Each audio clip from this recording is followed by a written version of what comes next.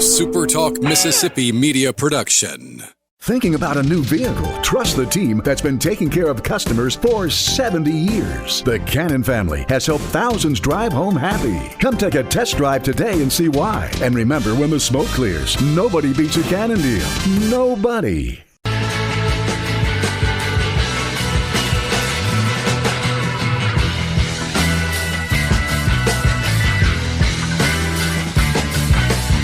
What's up? Welcome in on this Thursday podcast. My name is Michael Borky. Always appreciate you being here. Let me turn the brightness down a little bit.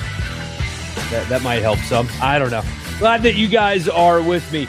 I think I've told you about this before, but I got kind of freaked out a second ago. I'm willing to admit this. I know you're not here for this kind of stuff, but oh well, it just happened to me. So it is awfully quiet in the house right now. And I am sitting here, getting everything ready to go live. And I hear screaming, or what I think is screaming.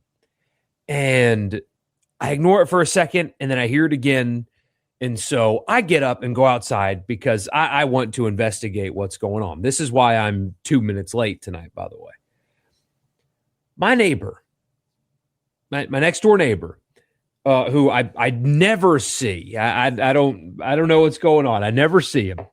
But he has these things on the pillars of his front porch. And I might have told you guys about this before. But they are these red devices about this big, and they're motion activated. And sometimes, as I've learned, when cars go by or when people walk by, they go off. And what they're supposed to do is be like animal deterrent, I guess. And he's got 4 of them on each pillar. So one on each one. And they flash red lights when they're activated, and they make all kinds of noises, including human screams. I'm not kidding. So there's animal sounds and like dog barking and stuff like that play on these little devices on his pillars. Also human screams. And so I guess a car drove by the wrong way and activated them, because they don't get activated every time when a car drives by, obviously, or I'd hear them. But they got activated, and these things are making human screaming sound, I guess is animal deterrent, I don't know, flashing red lights on his front porch. So I had to go investigate that, and I'm creeped out. But that's okay. I'm here, you're here, and I'm glad that you are here.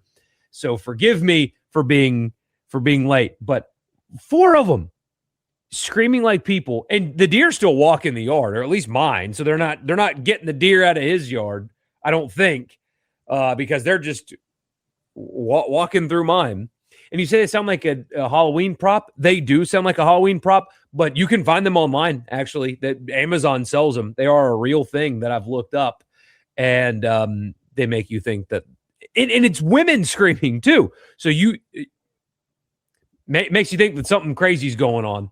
And it's not. It's just my neighbor trying to keep cats and deer and stuff out of his yard, I guess. So anyway, we're talking Ole Miss training camp tonight. What have we learned so far? Not particularly a whole lot, but there's a couple of things that stood out to me in the press conferences today, actually, that I found really interesting.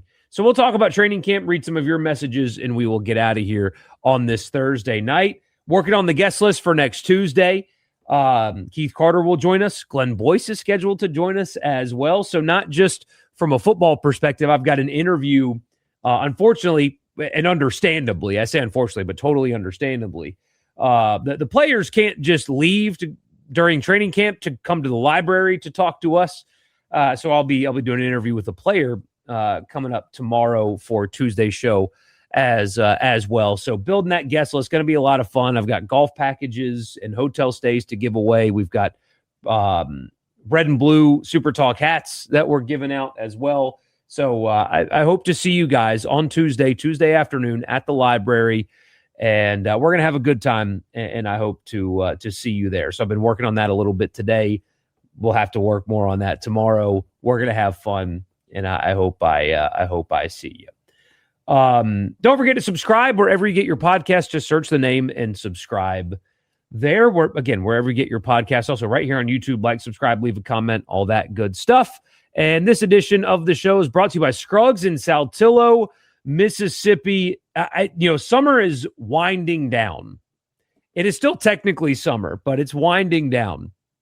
And yes, we already have agreed on the Ring of Honor conversation. Ole Miss needs to get on that ASAP. But there is a Ring of Honor at Scruggs, and what that is great deals on America's tractor, the John Deere. They've got zero-turn mowers still for 0%. They've got 5 Series tractors, compact tractors, commercial mowers, all for 0%, a Gator for 1.9%, and anything that you need. If you are doing home improvement, if you're doing yard work, if you're planning on going fishing, or anything in between for your house, your property, your hunting land, and everything in between, Scruggs has got you covered. When you go, tell them that it was me that sent you there. They will take care of you regardless, but they'll take care of you extra special if you tell them that it was me that sent you. Great people, great deals, great store at Scruggs just outside of Tupelo.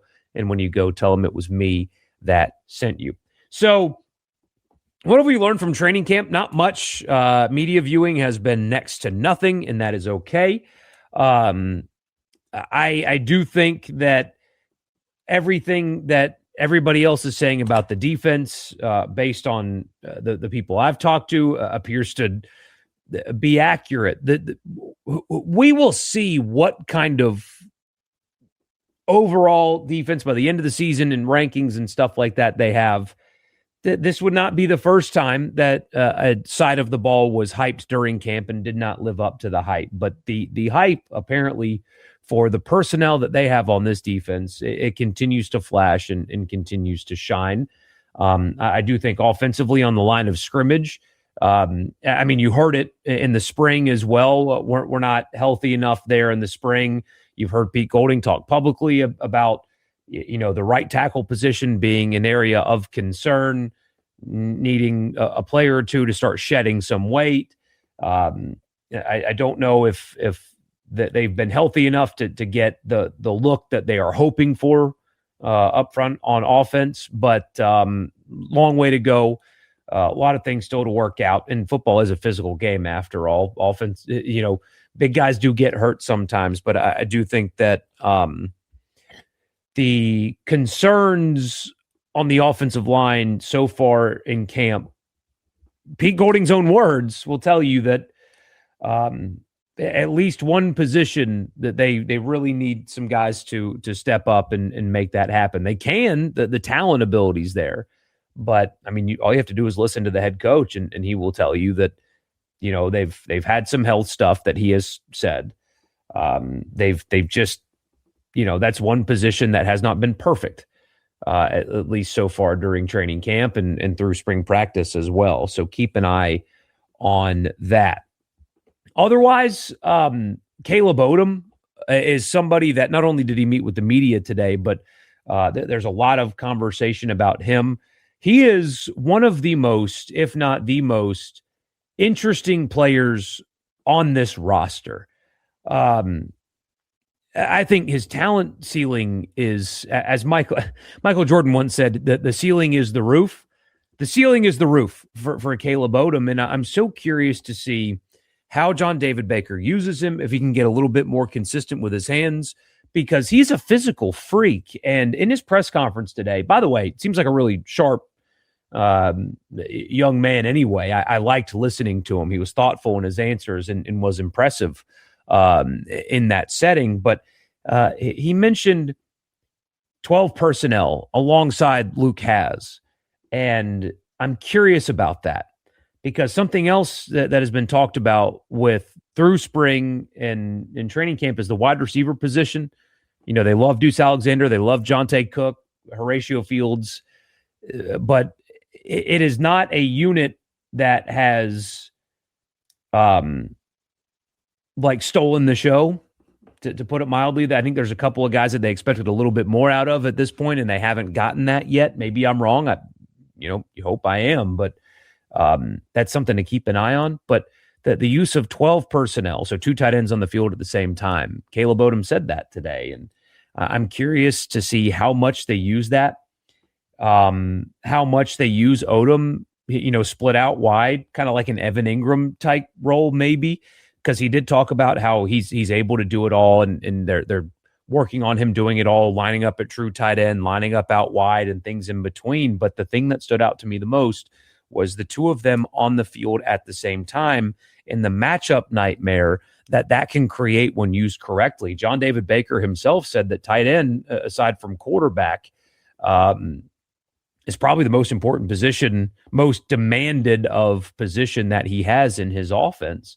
And those two guys do different things, and they're capable. And having those two on the field at the same time, again, matchup nightmare issues, especially with whatever linebacker or safety is tasked with guarding Odom, with Jonte Cook and Deuce Alexander on the outside. That position room was really good last year with Daquan Wright. He's now gone, but man, it sounds like there's a chance that not only is it used a little bit more even than it was last year, but slightly differently as well. And there's a lot of demand on those two. And it's not just those two. They portaled in two more as well. But I'm fascinated by how they use and what Caleb Odom's season looks like, because it sounds like that there's going to be more opportunities for him. And it sounds like there's going to be two tight ends on the field in this offense at the same time. Fascinated by that. Another thing we've heard, and that I think we've learned so far in training camp, we've talked about it this offseason, and then John David Baker said it very openly, that expect Kewan Lacey to get fewer carries, but he said they might get similar touches. So not surprised that they're going to use him a little bit more in the passing game. That is one area that I think that last year they could have used him more, and for whatever reason chose not to, for better or for worse, I don't know. But that's also something that Kewan wants to show the NFL as well, that he can be a 3-down back, and I think the physical tools are there for him to become a 3-down back. But right now he hasn't shown that enough on tape, and I do think that John David Baker is not fibbing when he tells you that even if his carries are down, his touches might not be, because they're going to utilize him in that way. But another player I'm fascinated with, and he also spoke with the media today, was Mekhi Frazier. And one, I think that his story is a pretty interesting one. He was asked a lot today, and I saw Twitter kind of took exception to him being asked about Kewan Lacey a lot, but frankly, I don't think it was out of bounds. He chose, as a guy that led a Big Ten team in rushing, like starter, he chose to go to Ole Miss knowing that Kewan Lacey is there. And that's a major part of his story is, not only, why did you choose Ole Miss when he could have gone somewhere and been guaranteed a starting spot, basically, somewhere else. Could have done that. Maybe not in the SEC, but he could have done that. He could be a starting running back. He could be RB1 somewhere, and he chose to go to Ole Miss knowing that Kewan Lacey was there. And in that conversation, he's, talking about learning from Kewan and complimenting him and having a role where all he cares about is helping the team, and he doesn't care about numbers. And one, that's what leads to more questions about Kewan, by the way, when the player himself, I don't think it was out of bounds. I think it's fine asking the backup running back about the first string running back. I think that's okay. Especially when you get quality answers like the ones that he gave. And in this era, a starting running back in the Big Ten hits the portal, could have been a starter somewhere else, chose Ole Miss knowing that Kewan Lacey was there. It was fascinating and really cool to listen to a guy that is completely and totally willing and understanding about what his role will be. And, when Kewan goes, I think Frazier will have another year of eligibility, so he could be the guy next year. But it was a really good listen. And is he that guy? Because I do think Ole Miss, as I've told you guys many times before, would be really wise to reduce the workload on Kewan Lacey. It's inexcusable to me that he is still getting carries late in games that they are dominating. And that's what happened last year. I just think that's inexcusable. And is Mekhi Frazier the guy that can give Ole Miss the opportunity to keep Keywan Lacey's legs fresh. I don't know. So I'm paying close attention to him. And finally, defensive end. A lot of people are talking lately about Landon Barnes, the freshman, the consensus 4-star freshman at defensive end. That is another position that I'm fascinated by. I don't know yet about guys like Purchase and Renaud, although I don't know if Renaud has been to this point what he could be. We'll see. But between Cam Franklin and Maldonado and Purchase and now apparently this freshman and Landon Barnes, that's a really interesting position. I've used that word a lot, and I don't like using the word interesting because, of course, you're interested. It's the football team. But what that rotation looks like, what kind of depth they have, because I think on the interior they have a metric ton of depth on this team. But at end, it's a lot of guys that have not done it at Ole Miss. It's Cam Franklin. I guess you want to put Perkins in that role, even though I guess he's more of an edge than a defensive end. But otherwise, it's a bunch of guys that haven't done it yet at Ole Miss. And so who's going to step up behind Cam Franklin to be a quality guy on the end? I don't know, but people keep talking about this freshman and that they're not going to be able to keep him off the field. And considering what they did in the portal at that spot, a true freshman coming in and taking snaps away from veteran players that were not cheap in the transfer portal is, I assume, a really welcome sign for you guys. So haven't learned much. Terez Davis was impressive in his media op. He gets bragged about by his coach very publicly. I do think that the offensive line is still a work in progress and an opportunity to be good, but something to still pay attention to or at least at the tackle position on the right side. Because when the head coach talks publicly the way he does about that specific position, you should pay attention a little bit, if nothing else. All right. Your comments here in just a second. This edition of the show is brought to you in part by Logan Smith Shelter Insurance, 601-823-3500. That's the phone number, 601-823-3500 for auto, home, life, or business insurance. Anywhere in Mississippi, he's at Shelter, and he will take care of you, 601-823-3500. Also, Priority One Bank, they make you their priority every day. Online banking platform is outstanding. Local loan servicing and decision-making, and more. They make you their priority. It's in the name at Priority One Bank. Also, Advantage Business Systems for all of your Mississippi office technology needs. absms.com. Can you go on a tangent about the Jaden Daniels situation? I will say, I think that it's odd all around. Promising a player in recruiting a number is, I know promises get made to players all the time. That's maybe I'm naive. Maybe I don't know, but you're guaranteeing a player a jersey number. But that's, Brian Kelly's staff, supposedly. LSU got this letter on the 5th. The spokesman for Daniels mentioned the jersey number situation. It all seems so petty from the Daniels side. And I know there's people trying to draw the conclusions that LSU possibly leaked this to get. I don't know, but I understand that from Daniels' perspective, the other two Heisman Trophy winners at the school haven't had their jerseys worn. You have. That's upsetting. I understand that. I would have questions if I were him, privately. But I know he's making a lot of money now, and that's great. But there is such incredible value in legacy at a place. And you can capitalize on that, not just financially, but emotionally and beyond for the rest of your life. And that kind of connection can do so many things for you and your family. If you have children one day, it's not a bridge that you want to burn. And I'm just surprised that people around him, and I know that that's a weird situation in and of itself, are okay with issuing a cease and desist letter to your alma mater about your NIL rights when they don't.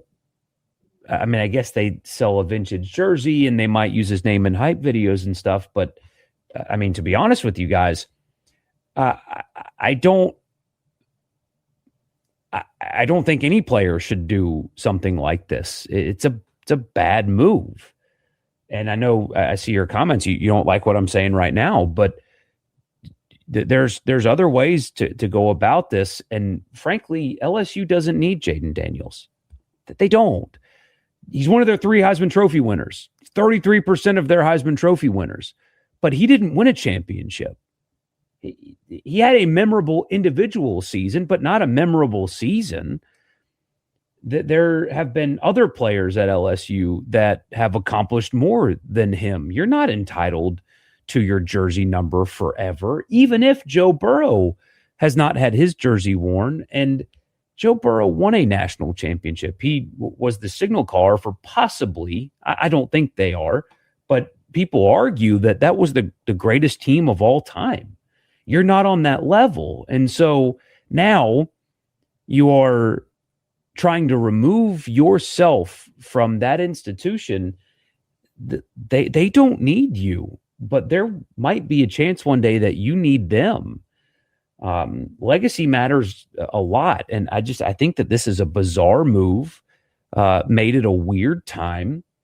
And I think it's pretty obvious because in the ESPN story, a spokesman for him said that it was about the jersey number. Here, I'll read the quote again, but that's what that's what they said here. Look. The statement from Daniels' spokesperson said, quote, "The Daniels family is deeply disappointed and feels profoundly disrespected by LSU's decision to give Jaden's number to another player." You're not entitled to that. It really just doesn't make sense to me.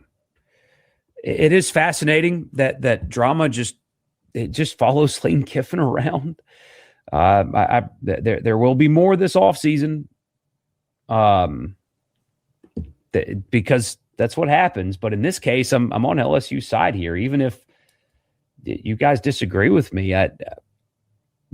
if Ole Miss doesn't retire the jersey number 1, and I know it's apples to oranges because LSU doesn't let people wear Burrow's jersey, but do you think A.J. Brown has a right to send lawsuit letters to Ole Miss about Deuce Alexander wearing jersey number 1? No, that doesn't make sense to me. So I'm not super passionate about this, but I do think that whoever's advising Daniels is not looking long-term here. He already had a messy breakup from Arizona State. Now the breakup from LSU is getting messy. Legacy should matter to you. And even if you thought that you should get the same treatment as Burrow, it's okay that you didn't. You're not him. And that's okay. But anyway.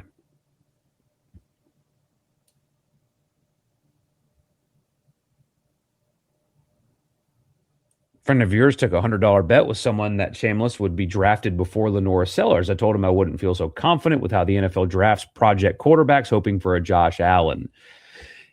Yeah, and especially now that Sellers is about to run a system that is better for him. You're right. I mean, there are the things that would hold Trinidad back when it comes to the NFL would be age and would be just, he's not tall. And the NFL looks at that. I don't know if this is true or not. I'm not a football coach. I'm not going to act like one. But I do think from watching, it looks like his release point's a little bit higher. Hopefully that prevents him from getting balls batted down at the line of scrimmage a little bit more. But yeah, that would be the thing that's holding him back somewhat. I will say I did hear that when he was deciding whether or not to try to fight the NCAA or go to the NFL, some NFL teams told him that his lack of experience at this level would be something that would be used against him in another year of producing like that. Could dramatically change his stock. If he's able to do it, go do it again, it could change his stock. So we'll see. Brian Kelly did comment on the Daniels situation. I don't see why he'd have any reason to lie now. As for Lane, I didn't see what Kelly said, so tell me. As for Lane, let's be real. He's just going to go do whatever he can to keep his own players happy. Absolutely.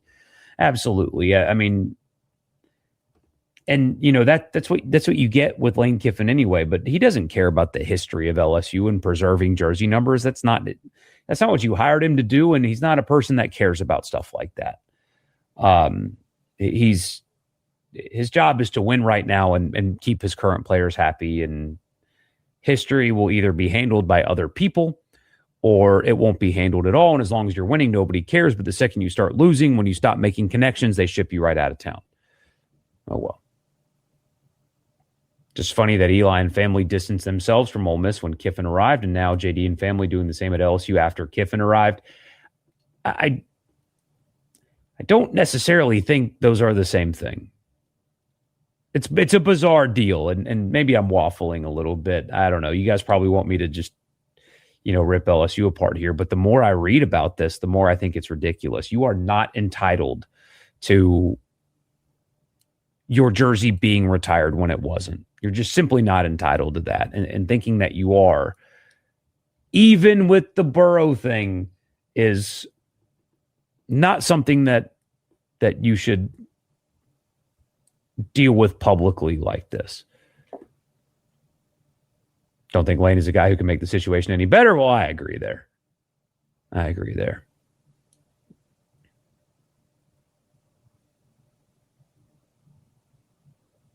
Yes, Billy Cannon did go to prison. I think he cast a Heisman vote from prison too. Was a great individual player, but he's only 3 years into the NFL now, starting this season. Exactly. What if they wanted to retire his jersey down the road? That's gone. And this idea, I'm seeing some people say, well, LSU should just pay him for his NIL rights. If a former Ole Miss player did this same thing, my response would be, Ole Miss just they don't need them. There is not one player that makes a program. And I guess LSU was selling jerseys, but how much money do schools make off of former players anyway? It's really not that much. And so blowing up your legacy at a place because of a jersey number and thinking anyway, I shouldn't be talking about this too much, but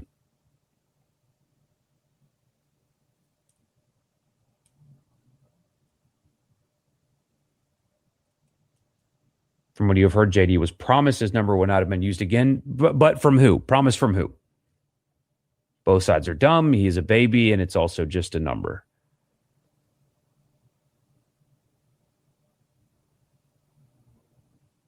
Retired numbers need to stop. Yeah, we talked about this last time. I agree. I died. Because there are too many players that deserve it that won't get it, and it just creates a weird situation and Ring of Honor. Kelly said they didn't get any conversation back from Daniels on using 5. Lane went ahead with the so-called recruiting promise. Oh.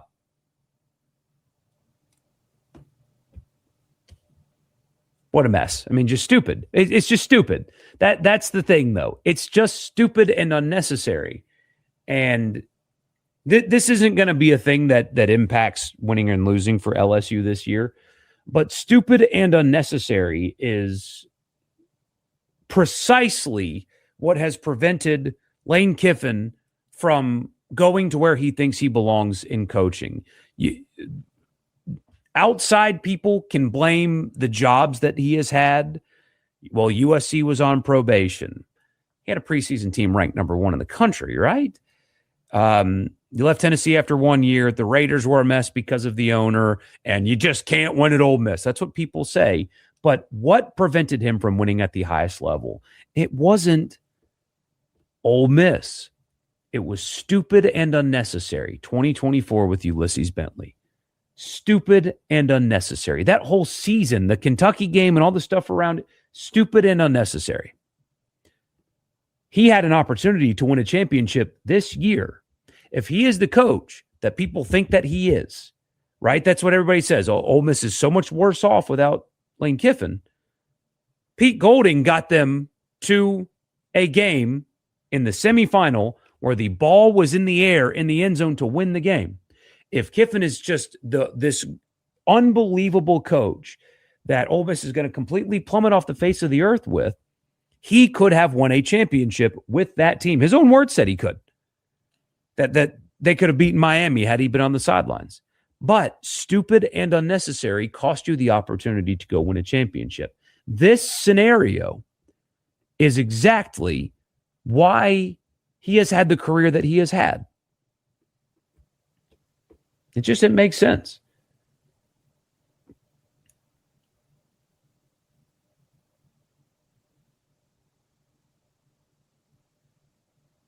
All unnecessary drama, yeah. Shocked that Mr. Integrity Brian Kelly promised a jersey number he never intended just to secure a recruit. See, I don't even, like, do we know that that's what he... I don't know. It's just so stupid. I'm just so ready for football to start because I will say, though, the people that cover LSU for a living, man, there's always something, isn't there?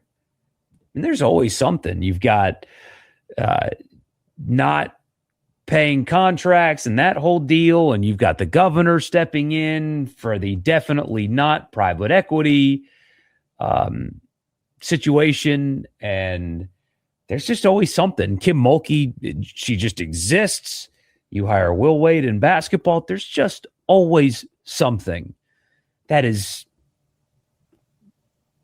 just, hey, just different. Since Lane is so bad, shouldn't you be happy to be rid of him? See, that's Shane, LSU fan, that's the thing, that people are so incapable of having nuance. It's either black or white. And I don't know why we lost the ability in our discourse to have that he played, or he coached great. Like, really good football coach. Did a lot of good things. And also, quite simply, prevented himself from taking a step further.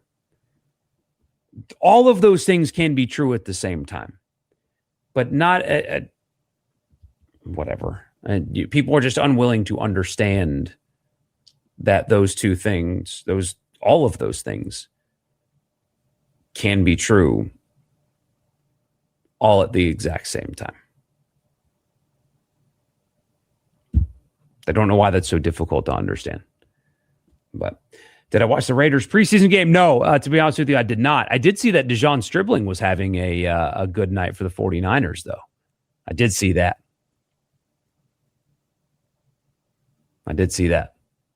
Which is not surprising at all. It's more interesting that the wide receiver position at Ole Miss has been one that people are just assuming, and rightfully so, that you can lose one of those guys and replace and just bring back another one. And that has transcended coaches, which is the most interesting part. Same thing with the quarterback position. Those two positions at Ole Miss over the years are fascinating. And I keep using the words interesting and fascinating. I don't know why. But they are, because you have had a run of super high quality quarterback play, starting with Bo Wallace and from there. Bo Wallace, Chad Kelly, Jordan Ta'amu, Matt Corral, Jackson Dart, Trinidad Chambliss. I mean, even the Shea Patterson, John Rice Plumlee deals, those guys ended up not working out, but it's not like they were pathetic, That they've had a really good run of of quarterbacks. And the same thing with wide receiver. You get Dante Moncrief early in the Freeze era. Then Treadwell comes in. And, I mean, even guys like, DeMaurier Stringfellow and that group and DK Metcalf and Elijah Moore. And you keep adding. You lose and you add. And obviously Trinidad is still there. But here we are again, almost just assuming because of precedent. And again, it transcends coaches. It's 3 different coaches have had this result now with Ole Miss in the quarterback position and the wide receiver position, that we are all just in assumption that they're going to be really good at that spot. And can they do it again? I think so. But out goes DeJon Stribling, who was really special by the end of last season. Trey Wallace, they got everything out of him that Penn State and Drew Aller couldn't. So, those guys come in as one-year rentals, and boom, they were great. They move on. Deuce Alexander's still around, but you bring in Jonte Cook and Horatio Fields, and it would be an upset if they're not still good at wide receiver at this point. But that is the challenge, and that is a position I'm paying attention to. I don't necessarily think that they're super deep there right now anyway, but maybe that will come. But, I really do think that they've earned the benefit of the doubt there, because how could you argue against that, especially with what Deuce put on tape last year?